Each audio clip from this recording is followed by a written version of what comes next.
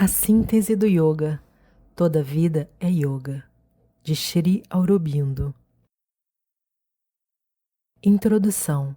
As condições da síntese. Capítulo 1. A vida e o yoga. Há duas necessidades nos trabalhos da natureza que parecem sempre intervir nas formas superiores da atividade humana, quer pertençam ao nosso campo de ação cotidiana comum, ou busquem por esferas excepcionais e preenchimentos que nos parecem superiores e divinos. Cada uma dessas formas tende à complexidade harmoniosa e à totalidade que novamente quebra-se em diversos canais especiais de esforço e tendência, apenas para unificar-se novamente em uma síntese mais abrangente e mais pungente. Subsequentemente, o desenvolvimento em formas é regra imperativa da manifestação efetiva. Ainda assim, toda verdade e prática, formuladas muito rigidamente, tornam-se antiquadas e perdem muito, se não completamente, sua virtude inerente. Elas precisam ser constantemente renovadas por correntes frescas do espírito, revivificando o veículo morto ou quase morto e mudá-lo, se for para adquirir nova vida. Ser perpetuamente renascido é a condição da imortalidade material. Estamos em uma era cheia das dores do parto, quando todas as formas de pensamento e atividade que possuem em si mesmas qualquer forte poder de utilidade ou qualquer virtude secreta de persistência estão passando por supremo teste e recebendo a oportunidade de renascimento. O mundo hoje representa um aspecto de um imenso caldeirão de Medeia, em que tudo é perdido, picado em pedaços, experimentado, combinado e recombinado, tanto para perecer e prover um material quebradiço em novas formas, ou emergir rejuvenescido e modificado para novos termos da existência. O yoga indiano, em sua essência, uma ação ou formulação especial de determinados grandes poderes da natureza por si só, especializado, dividido e formulado variadamente, é potencialmente um desses elementos dinâmicos da vida futura da humanidade. Fruto de eras imemoriais, preservada por sua vitalidade e verdade até os tempos modernos, está emergindo agora das escolas secretas e retiros ascéticos, nos quais se refugiou e está buscando seu lugar no futuro conjunto de utilidades e poderes vivos do homem.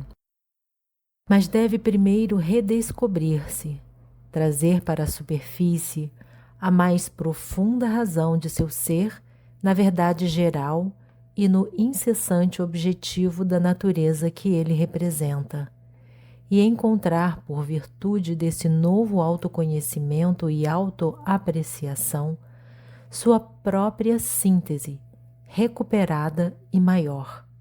Reorganizando-se, entrará mais fácil e poderosamente na vida reorganizada da raça, cujos processos reivindicam liderar para dentro na mais secreta penetralha e para cima nas maiores altitudes de sua própria existência e personalidade.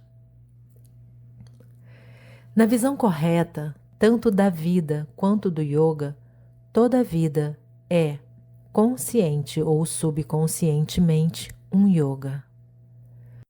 Queremos dizer por este termo um esforço metodizado em direção à autoperfeição, através da expressão das potencialidades latentes no ser, e uma união do indivíduo humano com a existência universal e transcendente que nós vemos parcialmente expressos no homem e no cosmos.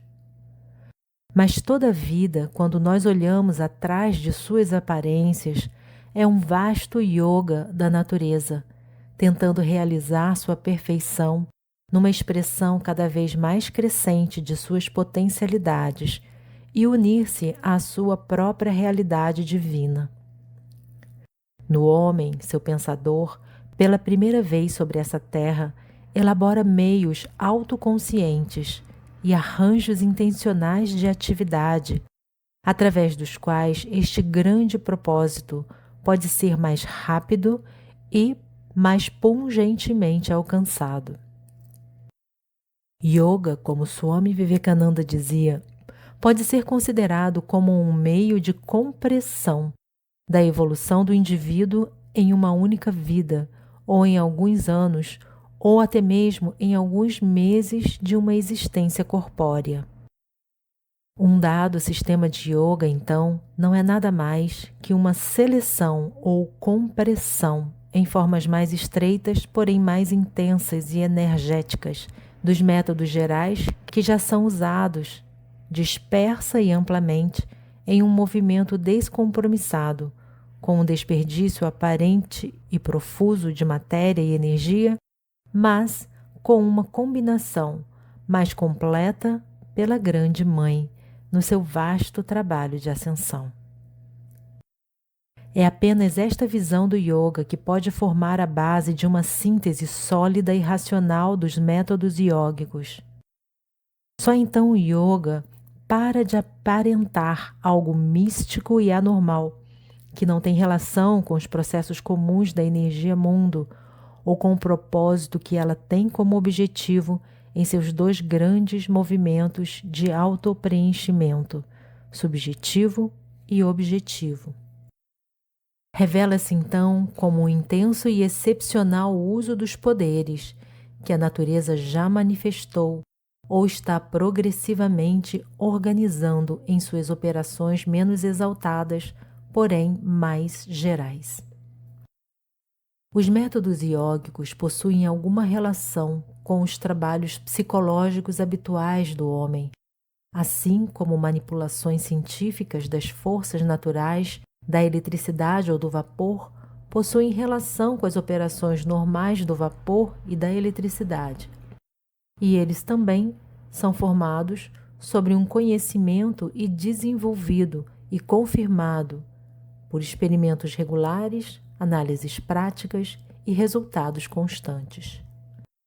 Todo o Raja Yoga, por exemplo, se baseia nesta percepção de experiência, que nossos elementos internos, combinações, funções, forças, podem ser separados ou dissolvidos, podem ser recombinados e redefinidos em trabalhos originais anteriormente impossíveis, ou podem ser transformados e resolvidos em uma nova síntese geral através de processos internos estabelecidos. Similarmente, o Hatha Yoga se baseia nessa percepção e experiência, que as forças e funções vitais às quais nossa vida está naturalmente sujeita e às quais as operações comuns parecem estabelecidas e indispensáveis, podem ser dominadas e as operações mudadas ou suspensas com resultados que seriam de outra maneira impossíveis e parecem miraculosos para aqueles que não alcançaram o princípio fundamental e a base lógica de seus processos. E se em alguma outra de suas formas esta característica do yoga é menos aparente, porque eles são mais intuitivos e menos mecânicos, mais próximos de um êxtase celestial, como o yoga da devoção ou como o yoga do conhecimento, de uma infinitude celestial de consciência do ser, ainda eles também começam a partir do uso de alguma faculdade principal em nós, por meios e por fins não contemplados em seus trabalhos diários e espontâneos. Todos os métodos agrupados sob um nome comum de yoga são processos psicológicos embasados em uma verdade determinada da natureza e desenvolvendo, a partir das funções normais, poderes e resultados que estavam sempre latentes, mas que os movimentos comuns da natureza não manifestam facilmente nem frequentemente. Mas assim como no conhecimento físico a multiplicação de processos científicos tem suas desvantagens, como a tendência, por exemplo, de desenvolver uma artificialidade vitoriosa que sobrepuja nossa vida humana natural, sob uma carga de um maquinário e para adquirir certas formas de liberdade e mestria ao preço de uma servidão crescente, a preocupação com os processos iógicos e seus resultados excepcionais podem ter suas desvantagens e perdas.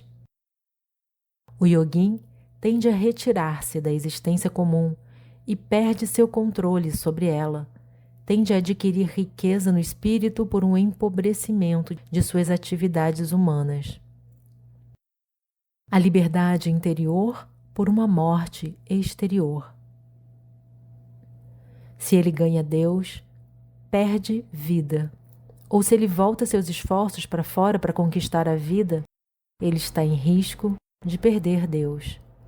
Assim vemos na Índia que uma incompatibilidade acentuada foi criada entre a vida no mundo e o crescimento e perfeição espiritual.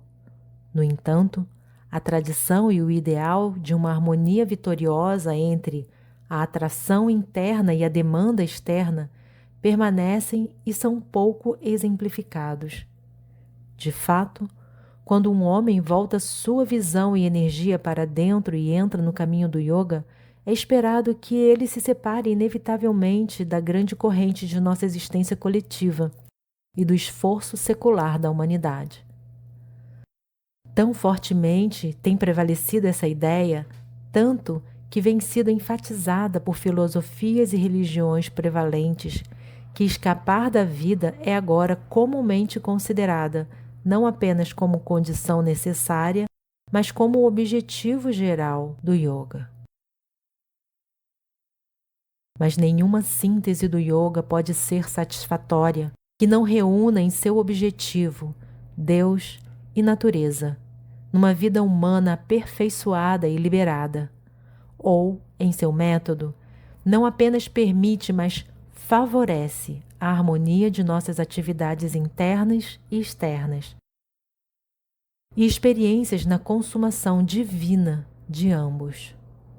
Pois o homem é precisamente aquele termo e símbolo de uma existência superior que desceu num mundo material no qual é possível, para o inferior, se transfigurar e colocar-se na natureza do superior, e o superior revelar-se em formas do inferior. Evitar a vida que é dada a ele para a realização dessa possibilidade não pode ser jamais a condição indispensável ou o objeto completo e definitivo do seu empreendimento supremo, ou de seu mais poderoso meio de auto-preenchimento. Pode apenas ser uma necessidade temporária, sob certas condições, ou um esforço externo especializado imposto sobre o indivíduo para então preparar uma possibilidade geral e superior para a raça. O verdadeiro e completo objeto e utilidade do yoga podem ser alcançados apenas quando o yoga consciente no homem tornar-se como o yoga subconsciente na natureza, externamente contíguo com a vida em si, e podermos, mais uma vez, olhando tanto para o caminho quanto para a realização, dizer, em um sentido mais perfeito e mais luminoso: toda a vida é yoga.